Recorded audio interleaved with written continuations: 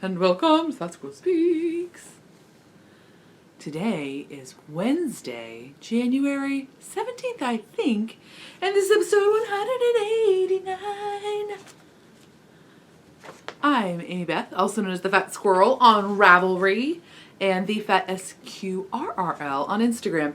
I'm just going to put this right out there because it's totally bothering me, and I've been fiddling with it for like 3 minutes at least, which doesn't sound like a lot, but, well, it felt like a lot. You're not drunk. The camera is somehow level, yet the shelves behind me are not parallel to the... What is happening? Are they at an angle? Am I at an angle? I had to give up because I got spatially... I started to feel dizzy. I know, all in the matter of 3 minutes. Just saying. So I apologize if that bothers you. I'll talk to you next time. I'll try to have it better. But if it doesn't bother you, have a drink. It'll bother you even less. Oh my gosh! How are you? Are you doing good? I hope you're doing okay. The lighting is not the greatest today, I apologize. It's very gray outside. Hi, it's January. But it's not freezing. It's like 45 degrees or something ridiculous.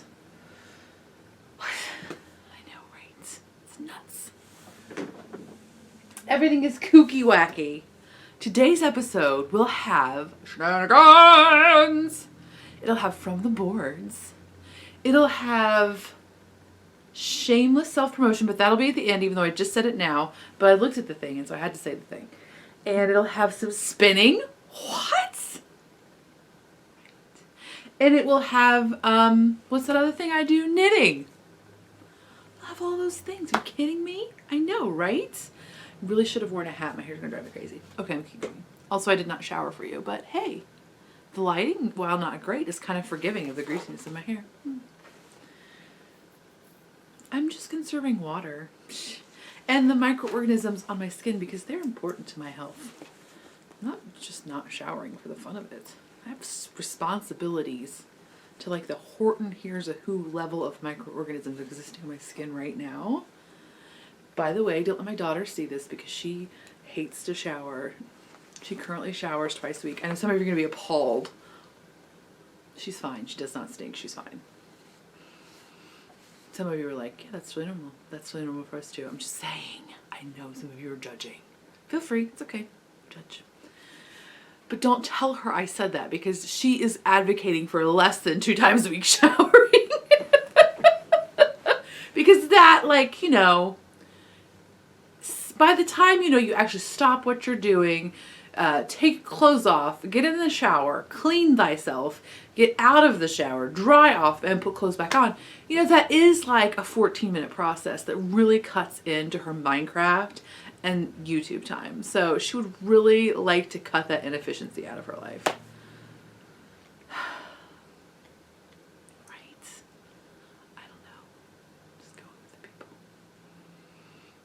I can't decide what to do. I hope you can hear me okay this week. I moved the camera further back, not in an attempt to make it crooked and confusing for you. I promise it's totally on a flat surface, but that flat surface is on our not flat house, so, you know.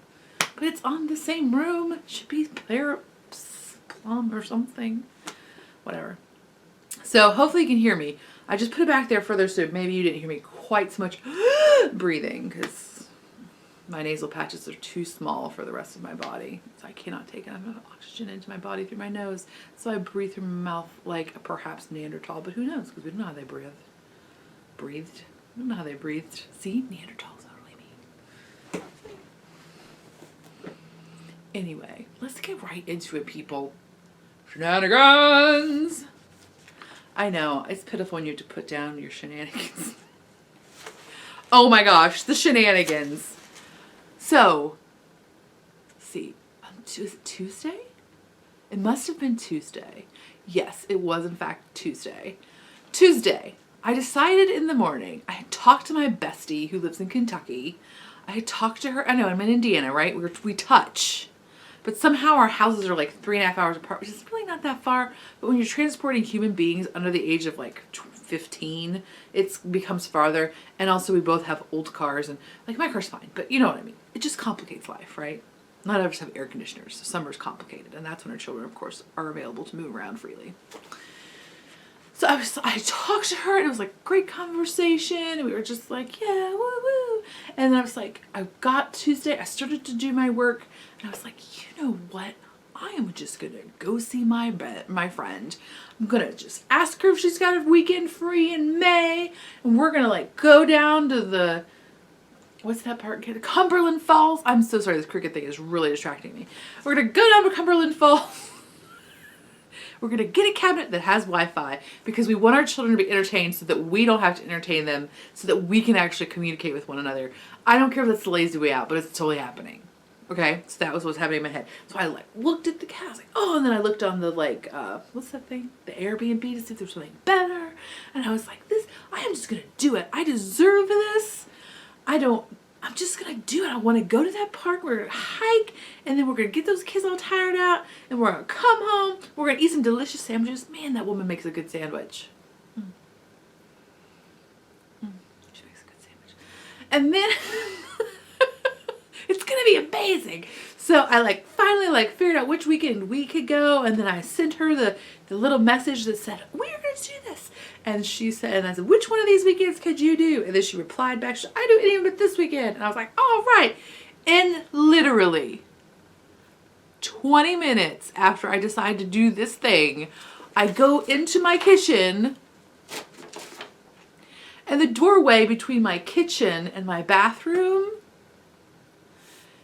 is just weeping water. Like there's water dripping off the door frame, not the ceiling. The door frame is lower than the ceiling. It's just, and not like drip, drip. It is like drip, drip, drip, drip, drip, drip. I timed it on the stopwatch, and it was like, it came out to about a drip every 2 seconds. And those are not tiny drips. These are like bigger than eyedropper drips. They were big drips. Oh my gosh. Right. It's the door frame at the time. Now in hindsight, it doesn't seem that crazy because now I know what happened, but I'll tell you too just a minute. But like at the time I was really like, again, it's just like, what is it doing? It doesn't, where is it coming from? There's nothing there. What? So I called my partner. I was all like, what is happening? He's like, I don't know. And I'm like, sorry, I decided to move in with you because you took something off of my car and then did something to it and put it back on. And I don't mean like a little thing. I mean like a big thing that I didn't know what it was. I was like, come on. This is what you're in this relationship for. You can't make a sandwich, dude. Don't even talk to me about how you can't make a sandwich. Like your purpose of this relationship is to know why the door frame is leaking water.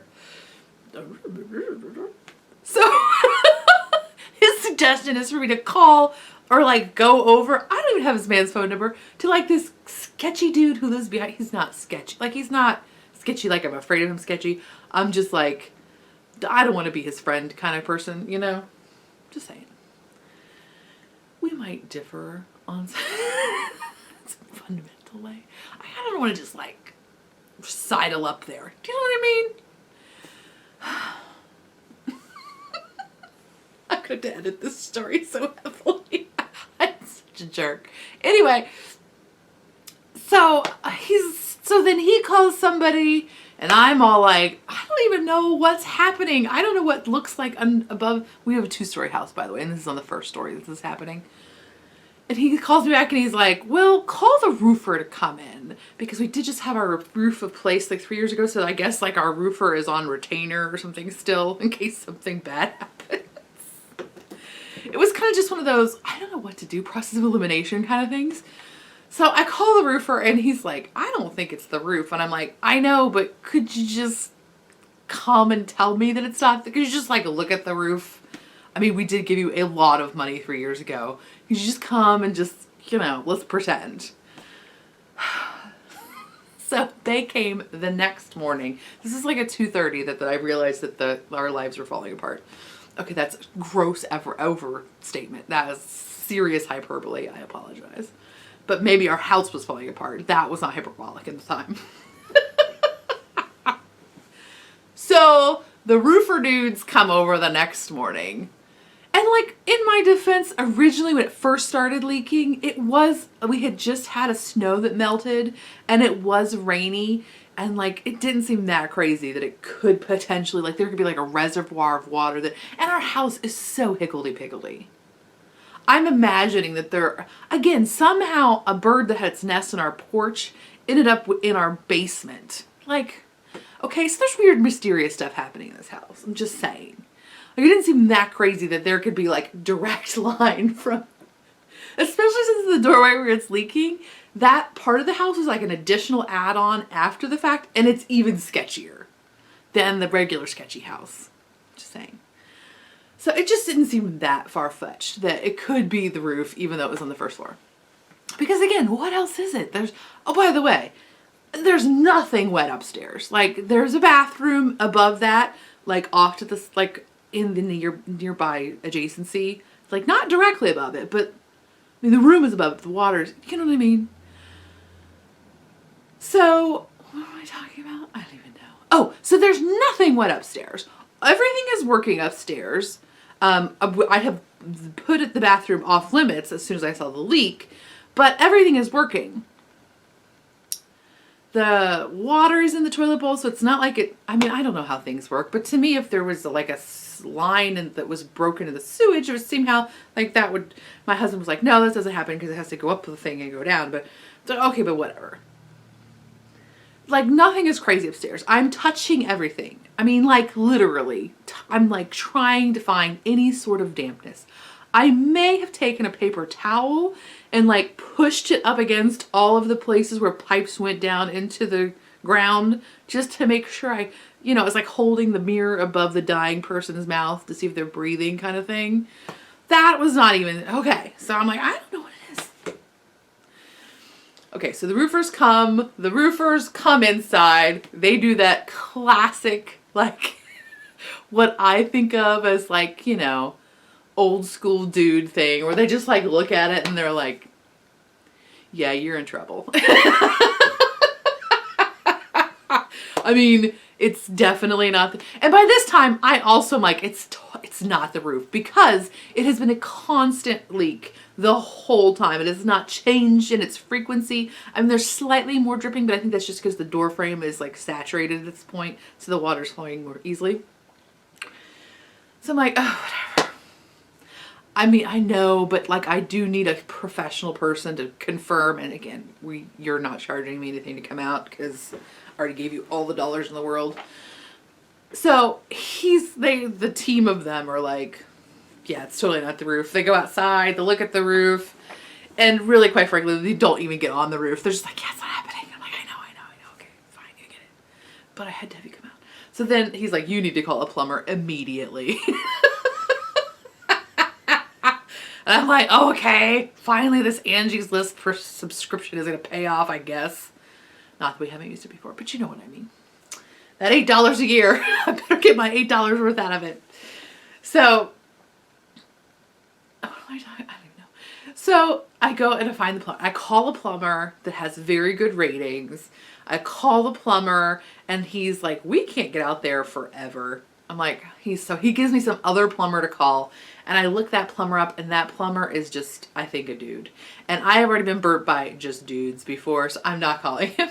So I find another plumber who also has excellent ratings. By the way, they were called Hope Plumbing, and they were excellent. They were not the cheapest plumber in the world, but they were lovely to deal with.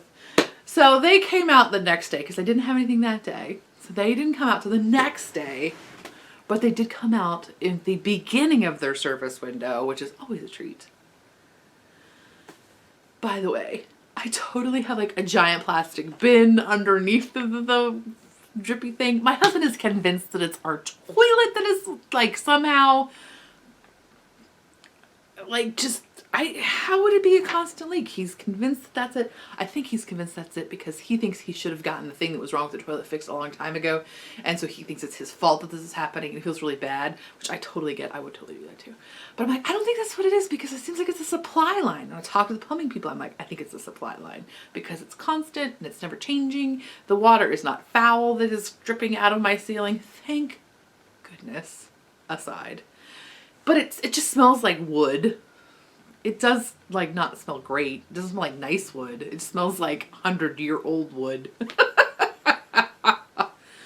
Like I'm not drinking whiskey out of this wood, you know what I mean?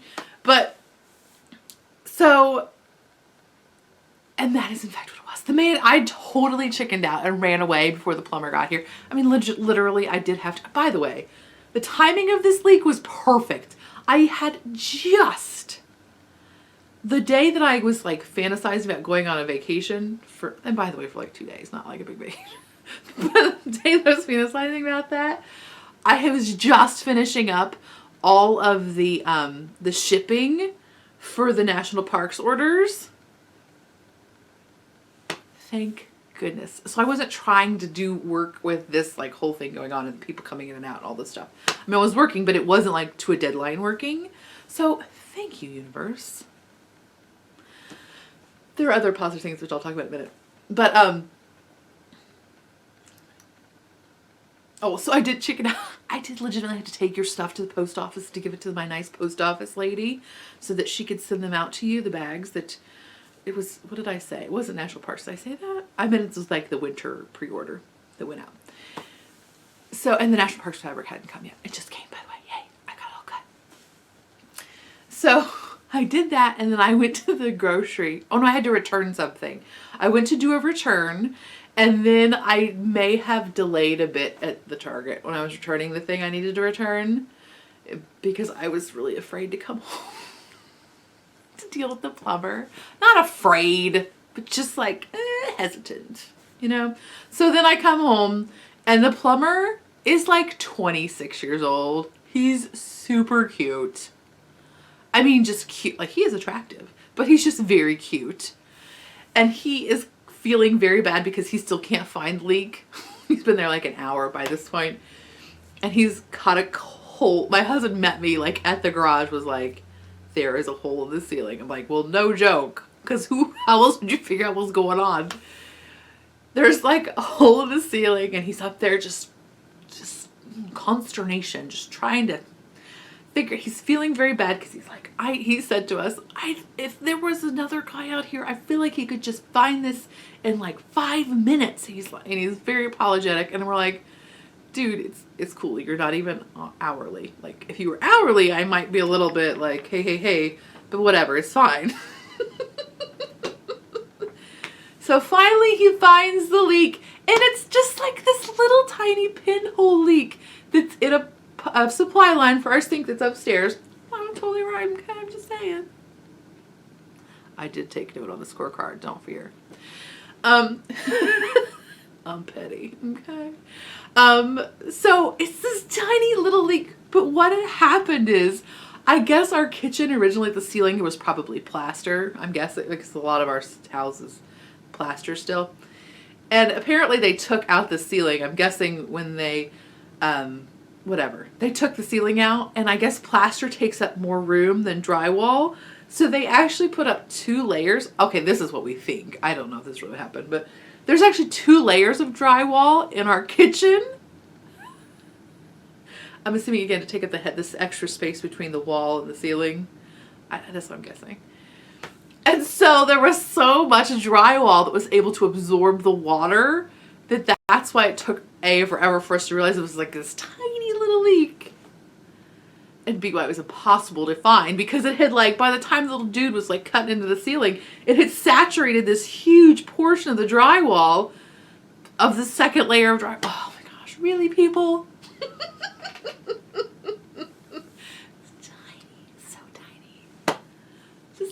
But of course, the whole time this is happening, I'm not telling you this by the way, but the whole time this is happening, I'm like secretly afraid to even walk upstairs. I haven't showered. I had not showered before it happened. Like, I'm on like a 3-day shower. Like, I go 3 days about between showers. Whatever, judge me's fine. So I am on the I think I was on the line. And so then I was afraid to take a shower because did anybody watch that movie Money Pit when you were a kid? I think it was called Money Pit. It had Shelley Long and Tom Hanks in it. And they buy this house and everything is wrong with it. But at one point, one of them, I don't know which one, is taking a bath and there's a crazy plumbing thing and the bathtub falls through the ceiling. Well, me being my super fat lady self, I'm always slightly paranoid about that just randomly happening. I'm not gonna lie. Okay, if you're fat, you've been in somebody's house that was kind of rickety and you've had a moment where you were like, I think I can go through this floor. I'm just saying, it happens in your head. I don't know that it ever actually really happens, but in my head it happens. If it's happened, don't tell me. Okay, you can tell me, but don't tell me too much because I don't want to be live in fear. So anyway, so this before I went to the post office, I asked my husband, I was like, because he's by the way back by this time. I'm like, dude, do you think I can take a shower? And he's like, yeah, you can take a shower. I was like, but do you remember that scene in the Money? He's like, what is wrong with you? I'm like, you weigh 150 pounds. You've never had to worry about falling through anything in your entire life. And so we whatever. He doesn't know how to make a sandwich. That's why he weighs 150 pounds. But anyway. So I was able to take a shower even. So really, in my head, it was so much worse than it really was. It's a tiny little thing. Once he found it, he was able to fix it, and it was okay. And he was super cute and super nice.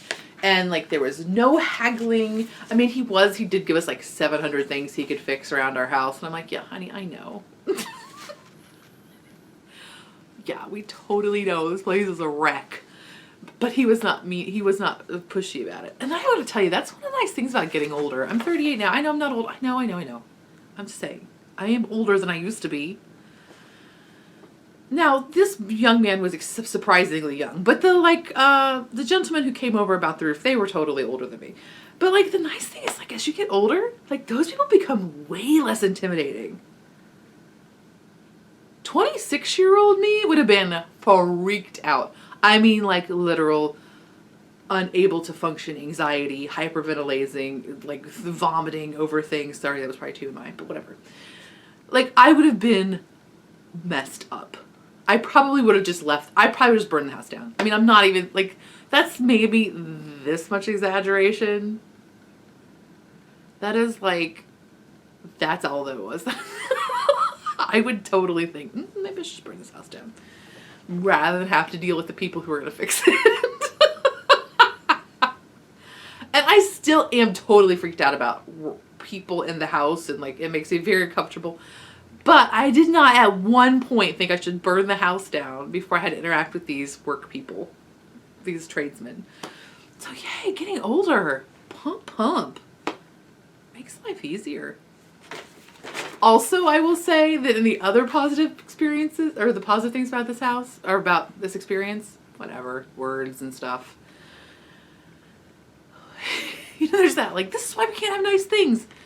But truly and honestly, it is so much less stressful to see a guy cut into your ceiling when you're yeah, that ceiling really needed to be repainted 8 years ago. It's just cut into, it's fine. When you don't have nice things, I have functional things. But you know what I mean? When you don't have the fanciest things in the world, it's a lot easier to be parted from them. And that's a good thing. Really, I had no stress seeing him cut that ceiling out. I was just look at that. You know what I mean? Look at him cut that ceiling out. Why is there chicken wire between our drywalls?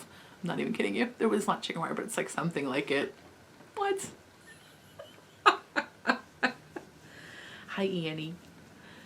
Anyway, so that's another positive thing about our life.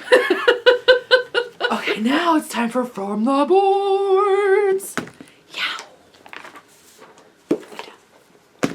Okay, so if you're new, this is the part of the show where I sometimes, if I remember, and I'm prepared enough, talk to you about what other people put on the boards. So this is the Ravelry group. Now, I should somehow also incorporate the YouTube comments, but I can't, one step at a time. So right now we're just doing Ravelry board comments. So anyway, so I know a lot of you don't have time to get over to Ravelry, or it's just not something you regularly do, but lots of people share great information over there. And since they take the time to do it, I also want to like thank them for doing that. Yay! But also just to share with you because sometimes it's really fun. So these are these are responses from episode 188, which was called Booed Shelf, Don't Fail Me Now. Chico wrote in, I thought this was such a great idea. Maybe you'll remember it for next year. She wrote in to say that her New Year's Eve tradition, or one of her friends, I guess, that she's involved with. Anyway, they have a New Year's thing where they invite everybody over and then they all make vision boards for the next year. For New Year's Eve. Isn't that fun? So like do you know what a vision board is? You just take, you can take whatever you want. You can draw it, or you can, lots of people do like collage, like take a bunch of old magazines and cut out pictures. And you just put on the board what you want for the coming year. So if you want to travel more, if you want to spend more time with your family, or anyway, you just make a visual representation of that, however you would like, through pictures or through your own drawings or through words, whatever suits you. And then you could put that somewhere prominent that you'll see it, and then it just reminds you again of these goals or what you want to have more influence in your life. So it's just a nice way to kind of keep yourself in check. Like, is this what I'm really staying true to right now? Or am I letting other stuff that is not actually on this goal system intrude? And do I need to move that out? And so I can make more room for these. Yay. I have 2 pieces of wood with like string between them where you can like use like little paper clips or whatever, or what are these things called? Clothespins. You can use little clothespins to hang stuff, and I have a few things there that I put on those, but I need to put more on there. And I have that right in front of my sewing machine, so it's constantly in my face. But whatever. Or you can use a bulletin board, whatever. But yay! So I thought that was a great idea. And then, let's see, AK-47, who always has a fun thing to say. Thanks. She was weighing in last time we talked about the Minimalist documentary that I had just watched, that I know a lot of you had watched too. And I had mentioned that I wondered if there was like some sort of if minimalism was more common in men. So sorry.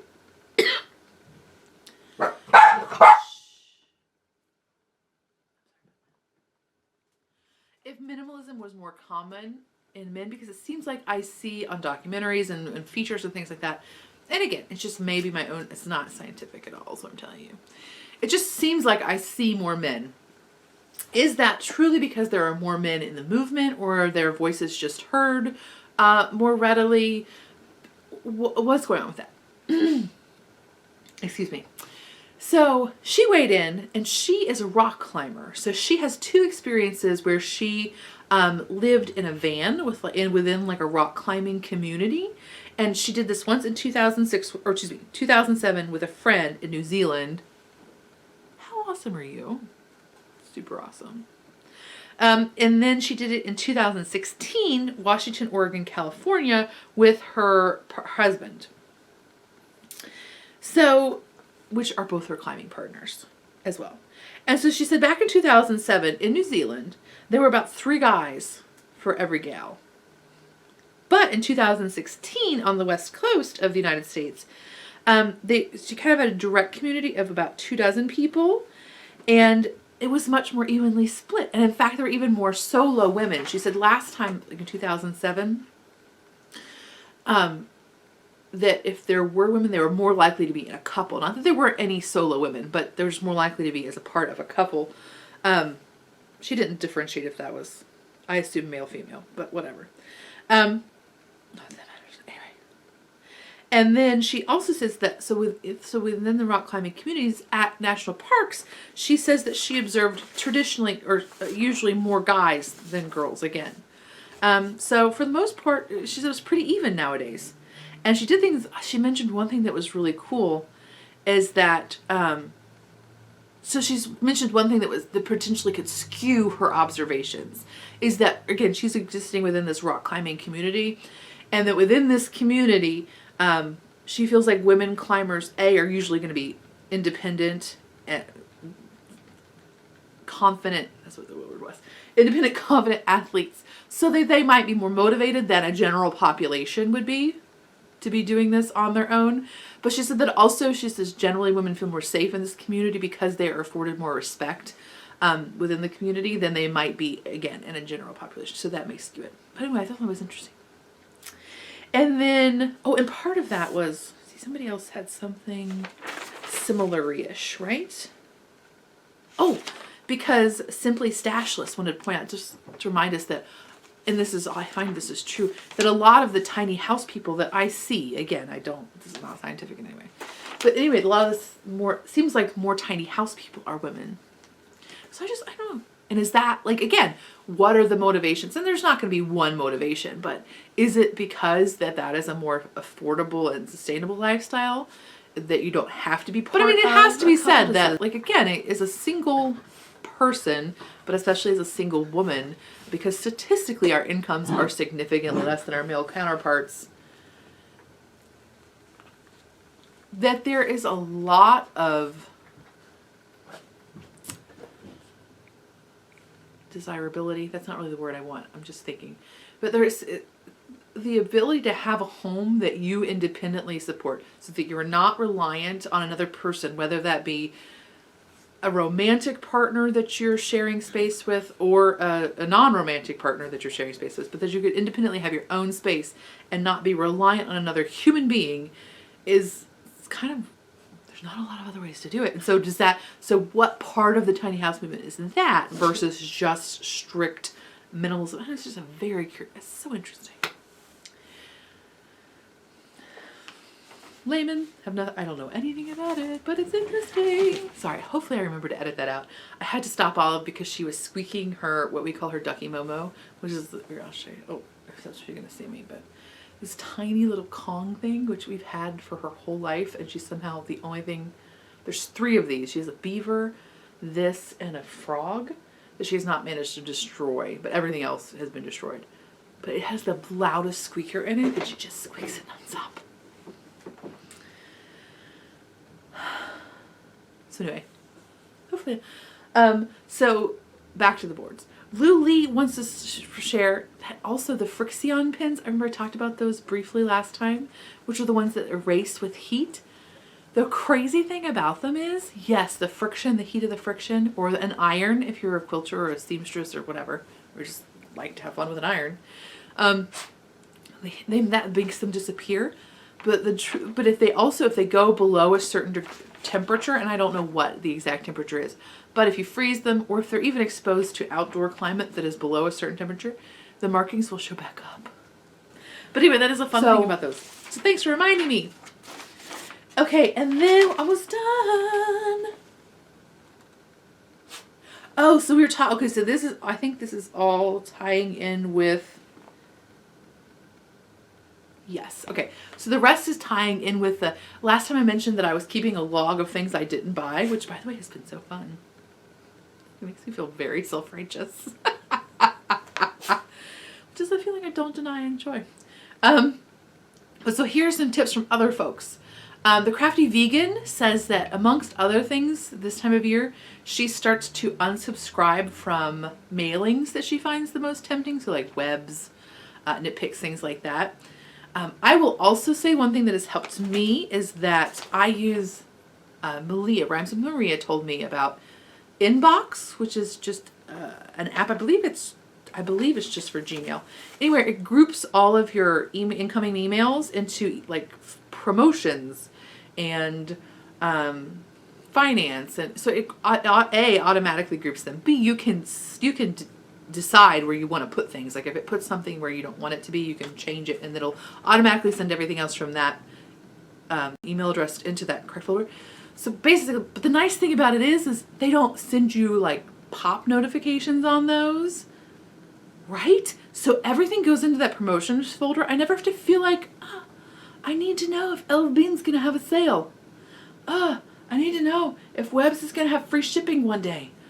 Because it's just all gonna, like, you know what I mean? Because that's the temptation of having those. And also, it's just a pain to try to unsubscribe from emails. They never unsubscribe you.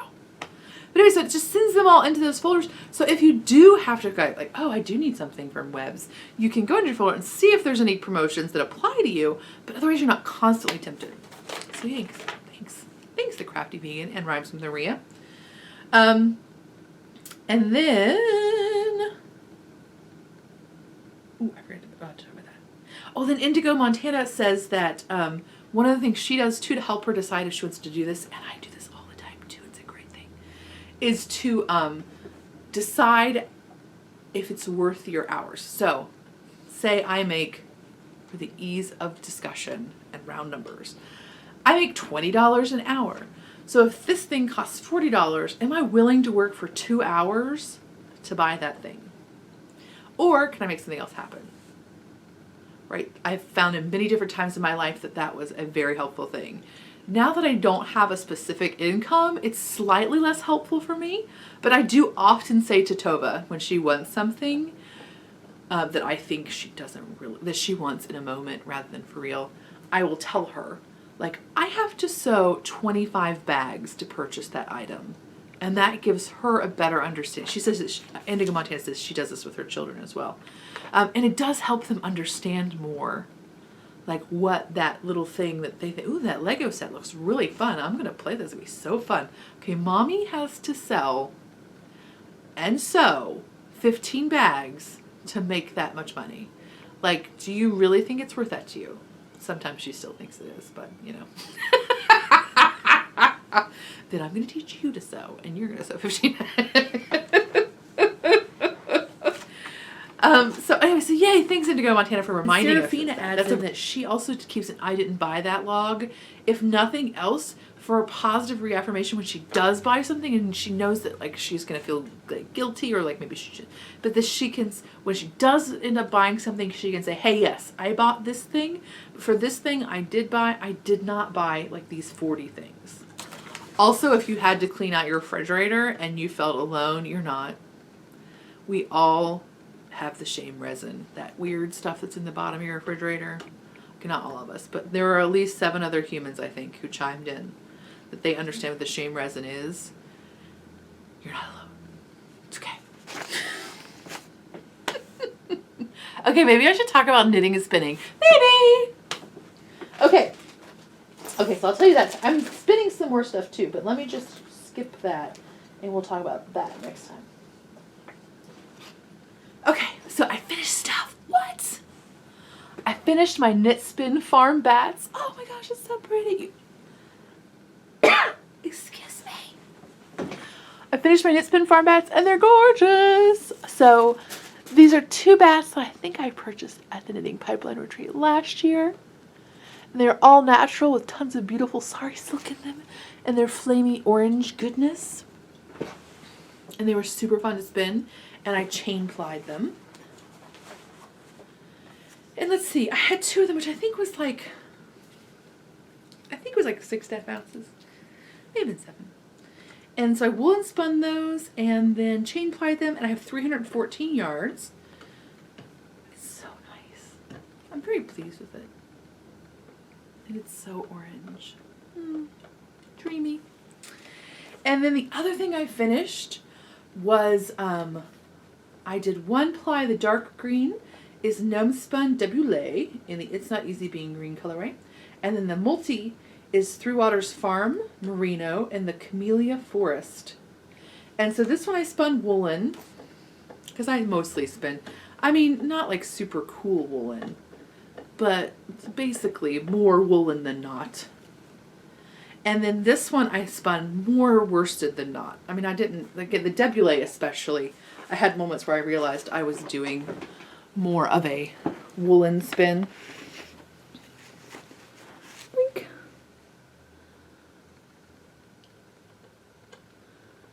So they're both actually, I'm very pleased. Lots of times when I do a worsted spin, I tend to over twist the singles, but this is still nice and froofy. And merino, I get really uptight with merino for some reason. But anyway, so they're both like very nice and airy, and I'm very pleased with that. So yay, those things. Ta. Whatever. Okay. So then, finished objects. I actually don't have that much knitting. Did you know there was some drama that happened in my life? I didn't get as much knitting done. And I'll show you, I did work some more on my poncho-y thing, but I'll show you that next time. I did finish 3 Kit Kat hats for the Pussy Hat Project.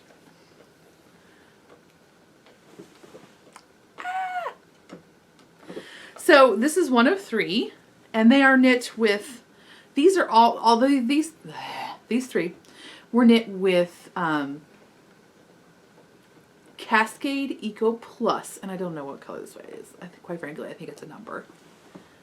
And so these, I used the Kit Kat hat pattern, and I pretty much followed it. Now, the Kit Kat pattern is worsted weight, and this yarn is considered, I think, a bulky. But I knitted it just a little bit densely because in my head, we were marching in January and it was going to be cold. Well, you know, it's going to be 60 degrees, whatever. But also, it was like an economy thing. I actually have like 1 skein of pink yarn in my whole house. It's right there. And it's really hot pink. But I really think that was the only skein. So I did buy yarn. So yay! So I got 3 of those finished, and then I have 2 more to do. Not with, I think I can get 1 more out of this ball. And then I may have made an emergency order to Simply Sock Yarns to get another pink. Yay! Or maybe 2. Whatever. Okay, so there are those, and I'll tell you, I don't know, the Kit Kat hat pattern is free, but I can't remember who wrote it, and somehow I've lost my device. I don't know where I put it, so. Ta-da! And so then the next thing, so that's all my finished objects for the week. I won't show you my sweater because, like, it just looks bigger than it was. The other thing I did start, it's in my Knit Spin Farm drawstring bag. I purchased the Leading Men Fiber Arts colorway for, was it for December? I guess it was for December, shipping in January. That makes sense. And this is the Yarn Hoarder colorway. It's so pretty. I couldn't resist. And I have very little of this coloring kind of stuff. As I discussed, I only had 1 pink skate in my whole house. And it is gorgeous. So I ordered the sport weight, which I believe is Callback, yes, which is 328 yards, 100 grams, 100% superwash merino. And I am doing the, and I apologize again, I don't have my device. I can't remember if it's called Midas Touch or just the Midas hat. One or the other. The word Midas is involved. And it is a free hat pattern on Ravelry, like the Kit Kat pattern is. Froggy Monkey, since this is one of her favorite hat patterns, I just do it like that. I'm just wearing a headband just to keep my ears warm. It's very fancy. Anyway, it's just a plain stockinette hat with a folded brim, hemmed brim, whatever you want to call it. I found a different hat pattern that I really wanted to use that was by Crafty Alley, and it was garter stitch. It was for sport weight, and it was garter stitch, and the brim was garter stitch with a little bit of eyelet, and it was super cute, and I was so jazzed about it. But this yarn is very delicate, for lack of a better descriptor. And in the garter stitch, it lost that somehow. I love garter stitch like nobody's business, but it lost that kind of delicate, speckly feel when I had it in garter stitch for me. So, stockinette it is. Okay. And then I think that's all the knitting and spinning I'm going to show you. Sorry, the memory card ran out of time, space, and room for me because I've been talking too much. Hopefully I'll get that edited down for you. Oh, yeah. Sorry. So then the very last thing is shameless self-promotion. It's totally shameless and it's self-promoting. So if you don't want to hang around, I'll tell you next time. And in fact, if you're not going to the Knitting Pipeline Retreat, I'll totally not to talk to you next time. If you are going, oh my gosh, it's going to happen in like 3 minutes. So if you would like to pre-order a bag, I have large wedge and sweater sizes up in the shop from January 20th to the 24th. So they look like that, and then they have a little tag on them. This says Knitting Pipeline 2017 Fast Grow Fibers. Okay. And the fabric has little birds on it. Really cute. Do you love them? Shut up. It's true. Because there's that one, and then there's that one. Okay. Bah! I really hope YouTube picks that. Of me falling. Okay, so I think that's enough of my voice. I'll talk next time. Bye.